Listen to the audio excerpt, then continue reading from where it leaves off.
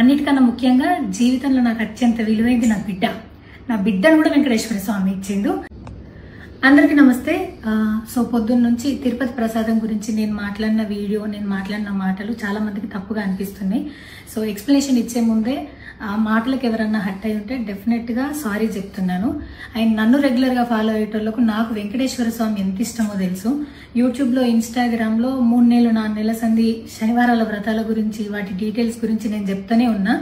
అవేవి దేని గురించి ఎవరు మాట్లాడుకోలేరు. అన్ఫార్చునేట్లీ దీని గురించి మాట్లాడినరు.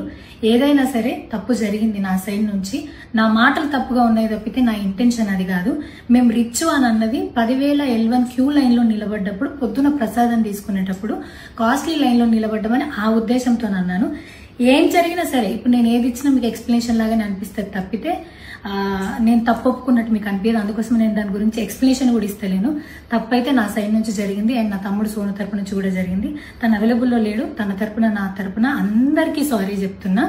సో నా ఇంట్లో వెంకటేశ్వర స్వామి, నా చేతి మీద వెంకటేశ్వర స్వామి, అన్నిటికన్నా ముఖ్యంగా జీవితంలో నాకు అత్యంత విలువైంది నా బిడ్డను కూడా వెంకటేశ్వర స్వామి ఇచ్చిండు.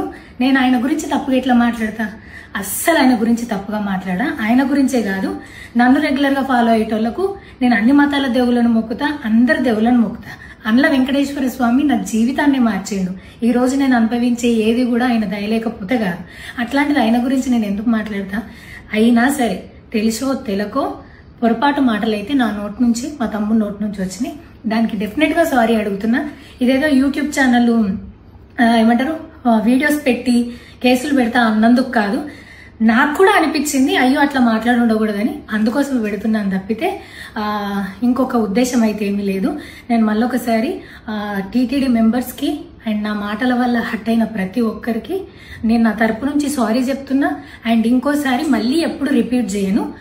సో నా సారీని యాక్సెప్ట్ చేయండి. నన్ను రెగ్యులర్ గా ఫాలో అయ్యేటోళ్లకు నాకు వెంకటేశ్వర స్వామి అంటే ఎంత ఇష్టమో తెలుసు కాబట్టి వాళ్ళందరూ నన్ను నమ్ముతున్నారని కోరుకుంటున్నా.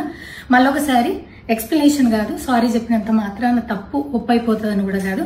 బట్ నేను చేయగలిగింది ఇది ఒక్కటే కాబట్టి మళ్ళొకసారి అందరికీ సారీ. అండ్ డెఫినెట్ గా ఐ ప్రామిస్ ఇంకోసారి ఇది రిపీట్ అవ్వదు. Thank you.